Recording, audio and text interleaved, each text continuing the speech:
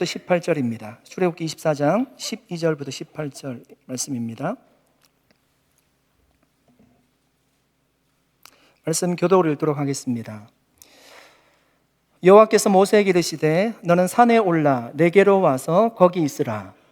내가 그들을 가르치도록 내가 율법과 계명을 친히 기록한 돌판을 내게 주리라.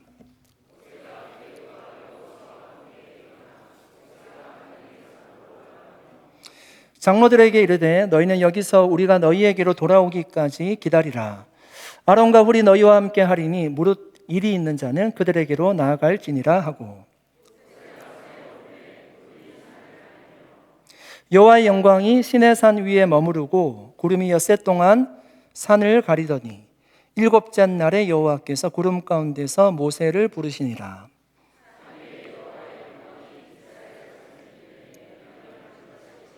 같이 읽겠습니다. 모세는 구름 속으로 들어가서 산 위에 올랐으며 모세가 40일 40야를 산에 있으니라. 아멘. 같이 기도하겠습니다. 사랑하는 하나님 아버지, 감사합니다. 모세를 시내산으로 부르시고 말씀을 주셨던 하나님께서 이 시간 우리에게 말씀하여 주시기를 원합니다. 하나님의 말씀으로 치유와 부흥을 경험하게 하여 주시옵소서. 감사드리며 예수님의 이름으로 기도드립니다. 아멘. 여러분, 우리는 지난주에 하나님과 이스라엘 백성들 사이에 맺어진 시내산 언약을 우리가 함께 살펴보았습니다. 시내산 언약을 체결한 이후에 하나님께서 모세를 다시금 시내산으로 부르십니다. 여러분, 하나님의 부름에는 늘 목적이 있는데요, 이번에는 어떤 목적으로 하나님께서 이스라엘 백성 중에 대표인 모세를 시내산으로 부르셨을까요? 12절 말씀에 이렇게 얘기합니다. 여호와께서 모세에게 이르시되 너는 산에 올라 내게로 와서 거기 있으라. 내가 그들을 가르치도록 내가 율법과 계명을 친히 기록한 돌판을 내게 주리라. 여러분, 하나님이 모세를 부르신 이유는 돌판을 주시기 위해서 부르셨답니다. 율법과 계명이 적힌 돌판을 주시기 위함이었습니다. 그 돌판은요, 여기는 돌판으로 나오지만 두 돌판이었습니다. 그 두 돌판에는 앞뒤에 글이 적혀 있었다고 합니다. 출애굽기 32장 15절 말씀에 이렇게 말하죠. 모세가 돌이켜 산에서 내려오는데 두 증거판이 그의 손에 있고 그 판의 양면 이쪽 저쪽에 글자가 있으니, 두 돌판에 있는 글들이 특별한 이유는요, 하나님께서 두 돌판에 있는 글을 친히 적어주셨다는 겁니다. 그 돌판에 왜 하나님께서 글을 적어주셨는가 이유를 말하고 있는데 12절에 이렇게 얘기하죠. 우리가 읽었던 본문입니다. 내가 그들을 가르치도록 내가 율법과 계명을 친히 기록한 돌판을 내게 주리라. 여기서 말하는 여러분 가르침은 어떤 가르침일까요? 그러니까 이스라엘 백성들을 가르치기 위해서 하나님이 두 돌판에 글을 적어서 주셨는데 그 가르침의 내용은 어떤 말씀이었을까요? 여러분, 이스라엘 백성들이 400년 동안 애굽에서 살았습니다. 그러니까 사실은 애굽 사람들이라고 얘기해도 과언이 아닙니다. 그들이 생각하는 것은요, 애굽 사람들과 아마 비슷할 거예요. 그들이 지켰던 법은 애굽의 법이었고 그들이 누리던 문화는 애굽의 문화였습니다. 아마 어떤 사람이 이스라엘 백성들에게 물어본다면 당신의 목적과 삶의 가치가 무엇입니까? 라고 물어본다면요, 애굽 사람들이 대답하는 것과 이스라엘 백성들이 대답하는 것이 거의 다르지 않을 겁니다. 그런 이스라엘 백성들을 하나님께서 출애굽해 주셨는데요, 하나님은 그냥 겉모습만 이스라엘 백성들이 된 그들을 원하시는 것이 아니라 내면과 중심이 바뀌기를 원하는 것입니다. 하나님은 중심을 보시는 분이잖아요. 그 내면과 중심이 하나님의 백성답게 사는 것을 원하시는 겁니다. 모세에게 주신 두 돌판에 기록된 말씀이 바로 그 말씀이에요. 하나님의 백성으로 어떻게 살아가야 되는지, 올바른 삶은 무엇인지 알려주는 것이 두 돌판에 기록된 가르침입니다.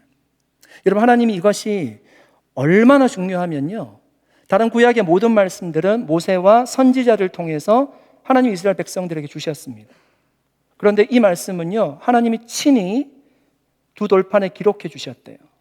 지워지지 않도록 기록해 주셨다는 얘기입니다. 요즘 새벽마다 우리가 잠언서 말씀을 묵상하고 있습니다. 잠언서를 솔로몬이 기록했다고 하는데, 이런 솔로몬이 그 잠언서를 통해서 우리에게 알려주고자 하는 지혜라고 하는 것이 뭘까요? 한마디로 얘기하면요, 지혜는 하나님의 말씀을 가까이 하는 것이 지혜라고 얘기합니다. 잠언서 7장 1절에서 3절 말씀입니다. 내 아들아, 내 말을 지키며 내 계명을 간직하라. 내 계명을 지켜 살며 내 법을 내 눈동자처럼 지키라. 이것을 내 손가락에 매며 이것을 내 마음판에 새기라. 여러분, 하나님의 말씀을요, 이 정도로 지키라는 거예요. 그러니까 지킨다라고 했을 때 말씀을 지킨다라는 의미도 있지만 마음에 간직하래요. 그러니까 마음에 저장하라는 얘기입니다. 저장할 말씀을 어떻게 하라고 하는가 하면 마음판에 새기라고 합니다. 비유를 들고 있는데요, 눈동자의 비유를 들고 있어요. 그러니까 우리의 신체 중에 가장 약한 부분이 눈동자인데 사람들이 눈동자를 보호하려고 노력합니다. 눈을 잃으면 안 되잖아요. 그런데 그 눈동자가요, 눈이요, 결국은 우리를 보호하는 겁니다. 사물을 보고 위험한 거 있으면 돌아가라고 얘기하고 장애물이 있으면 넘어라고 얘기합니다. 그러니까 우리가 말씀을 지키는 것 같았지만 결국에는 그 눈동자와 같이요, 하나님의 말씀이 우리를 지킨다는 것입니다. 여러분은 하나님께서 친히 써주신 두 돌판이 얼마나 귀한지 우리가 함께 나누고 있잖아요. 그런데 그 말씀은요, 우리의 외부에 있다는 겁니다. 아무리 좋은 말씀도 우리의 외부에 있으면요, 나에게 주시는 말씀이 안 돼요. 그 말씀을 더 가까이 하려면 우리의 마음판에 기록하라는 겁니다. 그래서 하나님께서 새 언약을 우리의 마음판에 기록하시겠다라고 말씀하신 겁니다. 예레미야 31장 31절에 33절 말씀입니다. 여호와의 말씀이니라. 보라, 날이 이르리니 내가 이스라엘 집과 유다 집에 새 언약을 맺으리라. 이 언약은 내가 그들의 조상들의 손을 잡고 애굽 땅에서 인도하여 내던 날에 맺은 것과 같지 아니할 것은 내가 그들이 남편이 되었어도 그들이 내 언약을 깨뜨렸습니다. 여호와의 말씀이니라. 그러나 그날 후에 내가 이스라엘 집과 맺을 언약은 이러하니 곧 내가 나의 법을 그들의 속에 두며 그들의 마음에 기록하여 나는 그들의 하나님이 되고 그들은 내 백성이 될 것이라. 여호와의 말씀이니라. 여러분, 바울이요, 이 말씀을 인용해서 고린도서 3장 3절에 이렇게 얘기합니다. 너희는 우리로 말미암아 나타난 그리스도의 편지니 이는 먹으로 쓴 것이 아니요 오직 살아계신 하나님의 영으로 쓴 것이며 또 돌판에 쓴 것이 아니요 오직 육의 마음판에 쓴 것이라. 사랑하는 여러분, 여러분의 마음을 한번 보시면 좋겠습니다. 우리의 마음판에 여러분 하나님의 말씀이 기록되어 있습니까? 얼마나 기록되어 있습니까? 충분한 분량의 하나님의 말씀이 기록되어 있습니까? 아니면 우리의 마음을 보았는데 한 귀퉁이에 하나님의 말씀이 기록이 되어져 있는데요, 마음의 중심판에는 다른 많은 것들로 혹시 기록되어 있지는 않습니까? 우리는 마음판에 있는 것을 생각하게 돼요. 마음판에 있는 것을 묵상하게 되고요, 마음에 있는 것을 말하게 됩니다. 그러니까 내 마음에 무엇이 있는가를 우리가 살펴보려면 요즘 여러분이 무엇을 생각하는지를 한번 생각해 보십시오. 무엇을 많이 말하는지를 한번 생각해 보십시오. 그것이 지금 내 마음판에 기록된 겁니다. 여러분, 하나님이 모세에게 두 돌판을 주신 이유가 무엇이라고 얘기했습니까? 하나님의 백성답게 살도록 하기 위해서, 가르쳐 주기 위해서요, 두 돌판을 주셨습니다. 여러분, 우리가 하나님의 말씀을 가까이 하는 것만큼 하나님을 가까이 하는 거예요. 하나님의 말씀을 가까이 하는 것만큼 성경이 기록된 목적인 여호와의 사람으로요, 예수 그리스도를 닮은 사람으로 빚어져 가는 겁니다. 온전하게 빚어져 간다. 디모데후서 3장 16절에 얘기하지 않습니까? 여러분, 어떤 운전자가 운전을 하는데 교통법규를 전혀 모른다고 한번 생각해 보십시오. 드라이버 라이센스도 없습니다. 우리는 그 사람을 볼 때요, 운전을 하고 있지만 그 사람을 운전을 잘한다라고 얘기하지 않습니다. 그 사람은 교통법규를 모르기 때문에 언젠가는 사고를 내게 될 거예요. 여러분, 하나님의 눈으로 보았을 때 하나님의 말씀을 멀리하는 사람들은요, 그렇게 보이는 겁니다. 무면허 운전자와 같이 하나님의 법을 전혀 알지 못하고 살아가는 사람들처럼 그렇게 보인다는 겁니다. 사람들이 눈에 볼 때는요, 누구나 동일하게 살아가고 있기 때문에 아무런 문제 없이 보일 수 있지만 하나님의 눈에는 그렇게 보입니다. 여러분, 올해 우리 교회 표어가 무엇입니까? 갑자기 설교 듣다가 질문하니까 이상하죠? 네, 말씀으로 세워지는 교회입니다. 쉐마 이스라엘, 이스라엘 들으라. 이스라엘 백성들이 가장 중요하게 생각하는 말씀인데요, 그 중에 신명기 6장 6절에 이렇게 말씀합니다. 오늘 내가 내게 명하는 이 말씀을 너는 마음에 새기고. 사랑하는 여러분, 두 돌판이 하나님이 친히 써주셨기 때문에 매우 매우 중요한 말씀이에요. 그런데 그 말씀은 객관적인 말씀이에요. 그 말씀이 나에게 주관적인 말씀이 되고요, 내 삶을 변화시키려면 그 말씀이 내 마음 가운데 있어야 됩니다.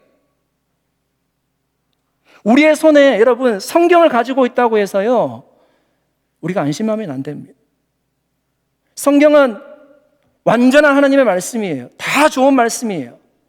그런데 이 말씀이 나의 말씀이 되어야 돼요. 우리가 매일 성경을 읽고 듣고 묵상하고 연구하고 암송하고 하는 이유가 무엇인가 하면 내 마음판에 말씀을 기록하기 위함이에요. 말씀을 한번 기록하면 없어지지 않으면 좋은데요, 그 말씀이 잘 없어져요. 내가 끊임없이 말씀을 묵상하지 않으면, 연구하지 않으면, 암송하지 않으면 그 말씀이 지워진다고. 말씀을 내 마음판에 두면, 오늘 우리 잠언서 말씀을 볼 때 뭐라고 했죠? 결국은 그 말씀이요, 우리를 지켜주게 될 거라고 합니다. 내가 말씀을 지키는 것 같았지만 돌아보니까 말씀이 내 삶을 인도해 왔어요. 하나님이 내 앞에 가셨다는 것을 고백하게 될 것이라는 겁니다. 사랑하는 여러분, 하나님의 말씀을 정말 가까이 할 수 있기를 바랍니다. 우리의 마음에 그 말씀으로 가득 채울 수 있기를 축복합니다. 그 말씀이 우리를 안전한 길로 인도해 갈 것입니다. 13절, 14절 말씀 같이 한번 읽어보겠습니다. 모세가 그의 부하 여호수아와 함께 일어나 모세가 하나님의 산으로 올라가며 장로들에게 이르되 너희는 여기서 우리가 너희에게로 돌아오기까지 기다리라. 아론과 훌이 너희와 함께 하리니 무릇 일이 있는 자는 그들에게로 나아갈지니라 하고. 이런 모세가 하나님을 만나러 지금 시내산에 오르고 있습니다. 혼자 올랐던 것이 아니라 여호수아와 함께 올랐다고 합니다. 그리고 산 아래에 있는 이스라엘 백성들을 생각해서요, 아론과 훌을 세웠습니다. 그들에게 부탁하고 모세가 산을 오릅니다. 여러분, 이 본문을 우리가 묵상하면서 알 수 있는 것이 무엇인가 하면 모세의 마음이 어디 있는지를 확인하게 됩니다. 여러분, 모세의 마음이 어디 있습니까? 모세는 지금 두렵고 떨리는 마음으로, 어쩌면 기대하는 마음으로 하나님의 말씀을 들으러 시내산에 오르고 있습니다. 그런데 여러분, 그의 마음은요, 산 아래에 있어요. 산 아래 두고 가는 이스라엘 백성들에게 모세의 마음이 있었다고 합니다. 여러분, 모세의 마음이 왜 산 아래에 있는 이스라엘 백성들에게 있었을까요? 모세는 여러분 이스라엘 백성들에게 어떤 존재입니까? 이스라엘 백성들을 모세가 다 데리고요, 출애굽했습니다. 수많은 사람들이 자기를 따르고 있는데 자기 지팡이를 보고, 손에 지팡이를 보고 모세를 따르고 있습니다. 그런 모세가, 내가 믿고 살던 그 모세가, 목자인 그 모세가 갑자기 없어졌다고 한번 생각해 보십시오. 자기 눈에서 사라져서 시내산에 올랐는데 날이 기다려도 오지 않습니다. 모세가 목자라면 이스라엘 백성들은 양들입니다. 양들은요, 목자가 없으면 불안해하고 흩어지게 된다라고 성경은 얘기하고 있습니다. 푸른 초장과 실만한 물가, 양들이 찾을 수 없어요. 언제든지 이리의 밥이 될 수 있습니다. 그래서 모세의 마음은 산을 오르면서도요, 이스라엘 백성들에게 향하고 있었던 겁니다. 마태복음 9장 35절, 36절 말씀입니다. 예수께서 모든 도시와 마을에 두루 다니사 그들의 회당에서 가르치시며 천국 복음을 전파하시며 모든 병과 모든 약한 것을 고치시니라. 무리를 보시고 불쌍히 여기시니 이는 그들이 목자 없는 양과 같이 고생하며 기진함이라. 여러분, 이 말씀은요, 예수님이 사역하실 때 이스라엘 백성들을 볼 때 이렇게 보였다는 겁니다. 어떻게 해요? 고생하며 기진하게 살았대요. 굉장히 힘들고 고통스럽게 보였습니다. 그 이유가 무엇이라고 얘기합니까? 목자가 없었기 때문에. 목자 없는 양과 같이 고생하며 기진함이라. 예수님이 요한복음 17장에 보시면 이제 승천하시기에 앞서서요, 제자들을 이 땅에 두고 가셔야 되는데 그들을 위해서 기도하는 장면이 나옵니다. 목자 없는 그들을 두고 가던 예수님의 마음이 여러분 어떠셨을까요? 요한복음 17장 11절 15절 두 말씀 제가 읽어드리겠습니다. 나는 세상에 더 있지 아니하오나 그들은 세상에 있어 없고 나는 아버지께로 가옵나니 거룩하신 아버지여 내게 주신 아버지의 이름으로 그들을 보전하사 우리와 같이 그들도 하나가 되게 하옵소서. 내가 비옵는 것은 그들을 세상에서 데려가시기를 위함이 아니요 다만 악에 빠지지 않게 보전하시기를 위함이니이다. 여러분, 두 번 강조해서 얘기하는 것이 있습니다. 하나님, 그들의 영혼을 보전해 달라는 겁니다. 악에 빠지지 않도록 두고 가는 제자들, 교회 성도들 보전해 달라고 예수님께서 기도하고 계십니다. 여러분, 예수님은요 떠나야 됩니다. 구원을 온전하게 성취하시기 위해서는 승천하셔야 됩니다. 그런데 예수님의 마음은요 양들에게 있었다는 겁니다. 여러분, 예수님의 마음은 지금도 양들에게 있습니다. 하나님의 보좌 우편에서 예수님께서 우리의 영혼을 보전해 주시도록 하나님께 기도하고 있습니다. 여러분, 시내산을 오르는 모세의 마음도 양들에게 있었고요, 제자들을 두고 갈 그 예수님의 마음도 이 땅에 있습니다. 양들에게 있습니다. 여러분, 바울의 마음은 어디에 있었을까요? 가장 많은 교회를 개척하고 많은 지역에 복음을 전했던 바울의 마음도 양들에게 있습니다. 바울이 예루살렘으로 가던 길이었습니다. 밀레도란 곳에서 에베소 장로님들을 초청해서요 거기서 만나게 됩니다. 예루살렘으로 가면 어떤 일이 있을지 바울이 잘 알고 있습니다. 결박과 환난이 기다리고 있다는 것을 알고 지금 예루살렘으로 가고 있습니다. 어떤 마음이 들었을까요? 이 길을 지나가면 이제 다시금 에베소 성도들을 보지 못할 텐데 그런 마음이 들었을 겁니다. 성경을 보니까요 바울이 에베소 교회를 눈물로 세웠다고 합니다. 가장 오랜 시간 정말 마음을 쏟으면서 교회를 세웠습니다. 그 성도들을 보지 못하는 것이 바울에게 얼마나 마음이 아팠을까요? 밀레도란 곳에서 장로님을 만나서요 정말 펑펑 울었습니다. 그리고 마지막으로 부탁한 것이 무엇인가 하면 하나님이 피로 사신 교회를 잘 섬겨달라는 부탁이었습니다. 이런 바울은 예루살렘 죽음이 있는 곳, 그곳으로 향해야 됩니다. 그런데 그의 마음은 어디에 있는가 하면 교회에 있었습니다. 성도들에게 있었습니다. 여러분, 우리는 오늘 이 말씀을 통해서요 모세의 마음이 어디에 있는지 이 말씀을 통해서 우리의 마음을 어디에 두고 살아가야 될지를 우리는 결정해야 됩니다. 여러분, 우리는 예수님의 말씀처럼 우리의 보물이 있는 곳에 우리의 마음을 두고 살아가요. 여기서 보물이라고 하는 것은요 우리가 가장 아끼는 것입니다. 여러분의 보물은 어디에 있습니까? 거기에 여러분의 마음이 있을 겁니다. 하나님은 두 돌판의 말씀을 기록해 주셨어요. 아주 귀한 말씀이에요. 그 말씀을 그런데 우리의 마음판에 다시금 기록하라고 해요. 지워지지 않도록. 그런데 그 마음이 어디를 향해야 되는지를 보십시오. 하나님의 말씀으로 마음이 채워져 있는데요 그 마음이 세상을 향하지는 않을 겁니다. 하나님의 말씀으로 마음이 채워져 있는데 자기 욕심만을 따라 살아가지는 않을 거예요. 자기 만족만을 쫓아 살아가지는 않을 겁니다. 하나님의 말씀으로 마음이 채워져 있으면요 하나님이 관심을 가진 곳에 내 마음을 두고 살아갑니다. 거기에 내 보물이 있기 때문이에요. 한 영혼이 온천하보다 귀하다고 말씀하셨잖아요. 거기에 마음을 두고 살게 되어 있습니다. 사랑하는 여러분, 하나님의 마음은 어디에 있습니까? 예수님의 마음이 어디에 있었습니까? 예수님께서 부활하셔서 디베라 바닷가를 가셨습니다. 자신을 두고 도망친 제자들을 만나러 디베라 바닷가로 가신 것입니다. 해변에서 보니까 제자들이 물고기를 잡고 있습니다. 예수님께서 묻습니다. 얘들아, 너에게 물고기가 있느냐? 없습니다. 배 오른쪽에 그물을 던져라. 그물을 던지니까요, 끌어올 수 없을 정도로 많은 물고기를 잡았습니다. 그때 눈이 떼어집니다. 주님이시다. 급하게 서둘러 나와서요, 해변에서 예수님을 만납니다. 아무도 얘기하지 않습니다. 예수님께서 숯불에 구운 떡과 물을 주셨습니다.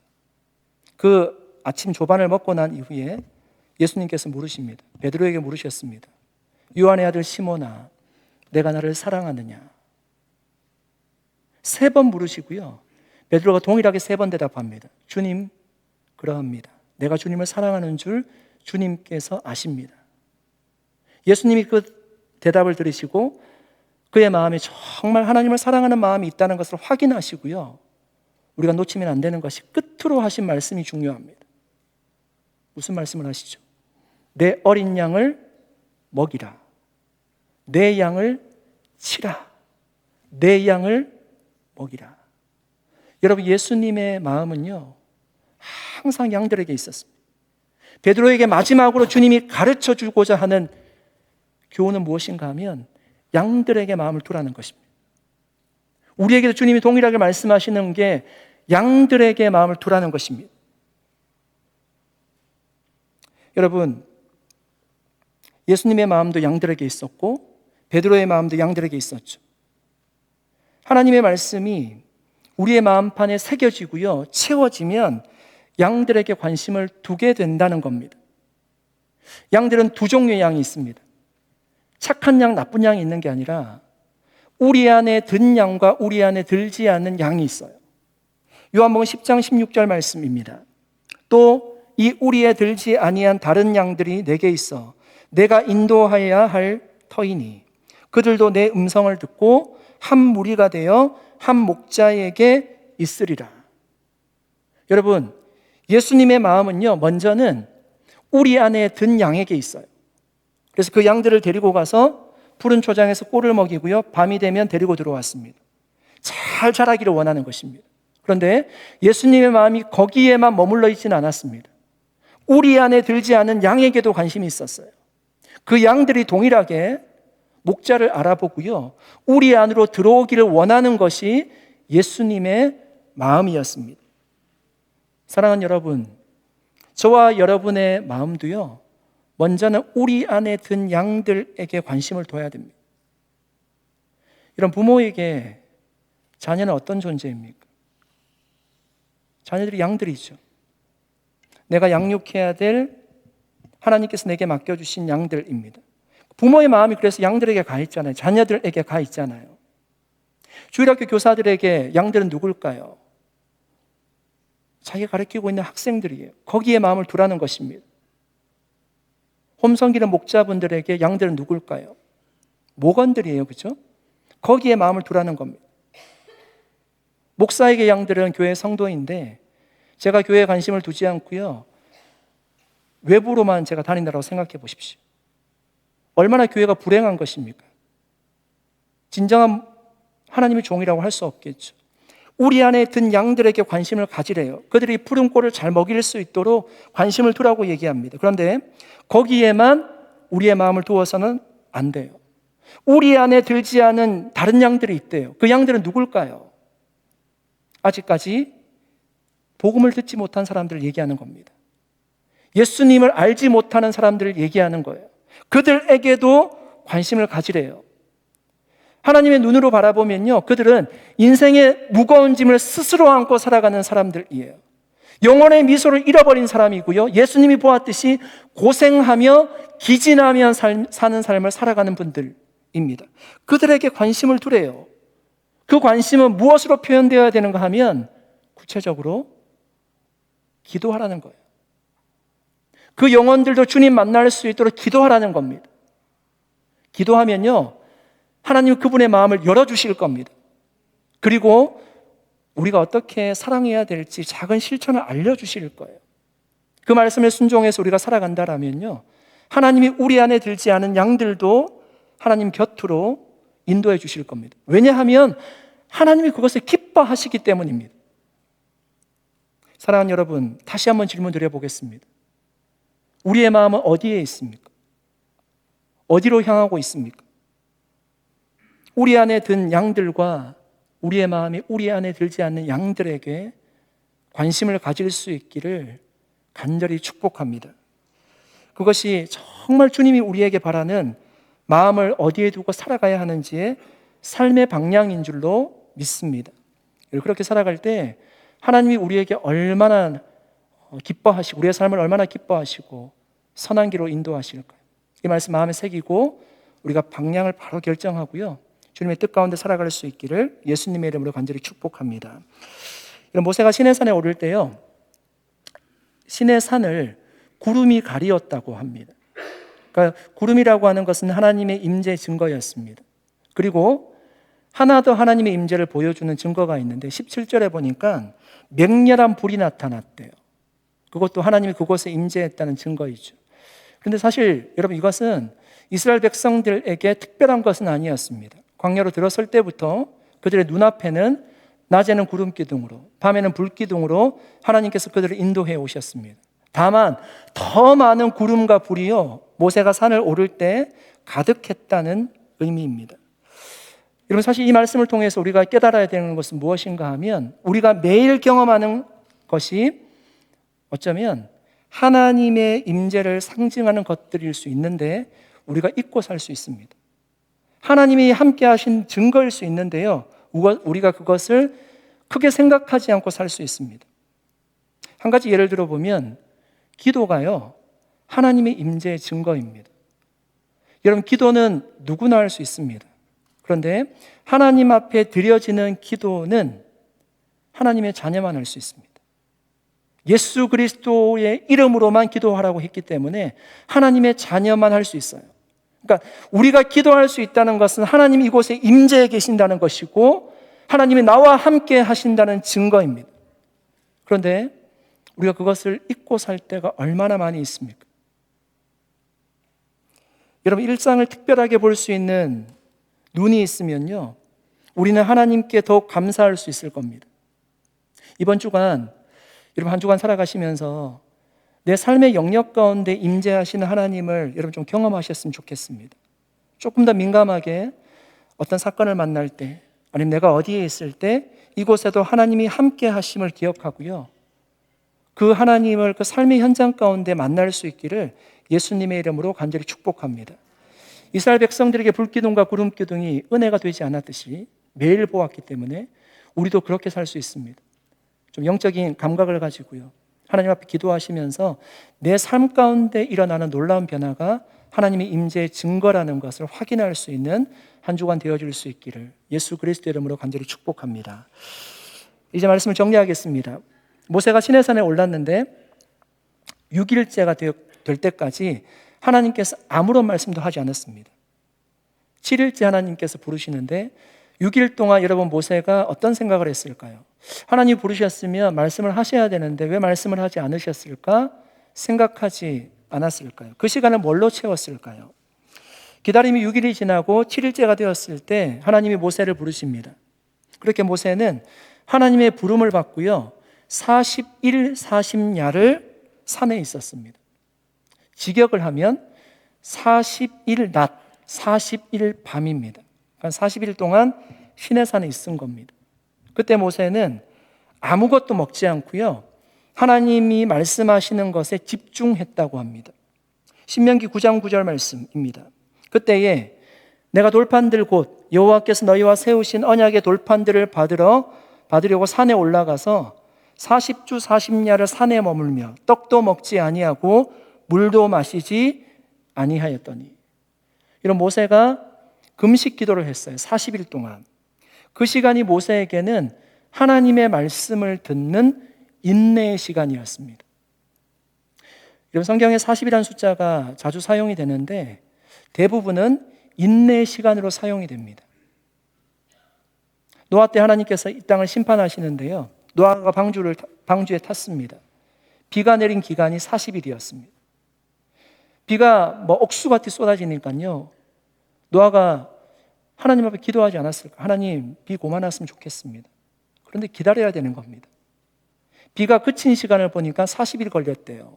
그러니까 비가 그치고 나서 땅이 마를 때까지 40일 걸렸거든요. 그때도 내가 내 마음대로 방주 문을 열고 나올 수가 없어요. 기다려야 됩니다. 그때 나오면 큰일 나는 거죠. 노아에게도 40이라는 숫자는요, 인내의 시간이었습니다. 이세벨이 엘리야를 죽이려고 합니다. 엘리야가 자신을 섬기는 고용하고 있던 바알의 선지자들 다 죽였기 때문입니다. 두려운 나머지 엘리야가 광야로 들어가서요, 로뎀나무 아래에서 스스로 죽기를 구했습니다. 그때 하나님께서 엘리야를 깊이 잠들게 하시고 쉬게 하셨습니다. 그리고 일으키셔서 천사를 통해서 떡과 물을 주셨습니다. 회복의 시간을 가지게 하신 겁니다. 그리고 나서 엘리야가 힘을 얻어서요, 40주 40야를 걸어서 하나님의 산 호렙에 도착했다고 합니다. 우리가 보고 있는 신의 산을 얘기하는 겁니다. 광야를 40일 걷는 거요, 인내의 시간이에요. 예수님도 공생에 사역하시기 전에 40일간 금식하셨습니다. 예수님도 동일하게 하나님이시지만 우리와 같은 육신을 가지고 계셨기 때문에 모든 고통을 다 느끼셨어요. 40일간 금식한다는 것은 예수님께도 인내의 시간이죠. 40일이라는 숫자는 시련과 고난의 시간이고요, 하나님의 때를 기다리는 인내의 시간입니다. 하나님이 응답이 있을 때까지 자신을 준비하는 경건의 시간이기도 합니다. 여러분, 하나님의 응답이요, 즉시로 우리에게 주어지면 좋은데 그렇지가 않습니다. 우리는 그 구체적인 때를 알 수가 없어요. 시간이 지나고 나면 우리가 뒤를 돌아볼 때, 아, 하나님께서 그래서 그렇게 역사하셨구나, 우리가 그 사건을 해석할 수는 있지만 그 당시에는 하나님이 왜 이렇게 지연하시는지 우리는 그 뜻을 정확하게 알 수 없습니다. 그런데 여러분, 중요한 것은요, 40일이 지나면 하나님의 역사가 시작된다는 것입니다. 그러므로 우리는 하나님의 시간을 기다릴 줄 아는 인내의 지혜가 필요합니다. 슬기로운 다섯 처녀와 같이 신랑이 오실 텐데 이 기름등을 준비하고 기다리듯이 우리가 그렇게 인내의 시간을 가져야 되지만 하나님이 반드시 오실 것을 기다리고 올 때 내가 순종으로 나아갈 수 있도록 그 시간을 경건의 시간, 준비의 시간으로 보내야 한다라는 말씀입니다. 제가 홈노트를 받으면요, 정말 걱정되는 가정들이 있습니다. 하나님께서 이 가정의 기도 빨리 들어주셨으면 좋겠다는 그 안타까움이 드는 가정들이 있습니다. 그 기도 제목을 읽으면서 하나님 앞에 같이 기도합니다. 하나님, 역사를 보여주십시오. 하나님이 길을 열어주십시오. 기도합니다. 그런데 하나님께서 조금 더 기다리라고 할 때가 있잖아요. 그때 여러분, 인내로 기다리셔야 됩니다. 그러니까 하나님께서 우리에게 주시는 사건들이 의미 없는 사건들이 없습니다. 그 사건들을 통해서 하나님 다른 일을 계획하고 계십니다. 우리는 그것을 믿음으로 기다려야 됩니다. 모세가 시내산에 올라서요, 6일째까지 하나님 아무런 말씀도 하지 않으셨는데 저는 확신하기를 모세가 지나온 길을 돌아보면서요, 하나님 앞에 기도했을 거라고 생각합니다.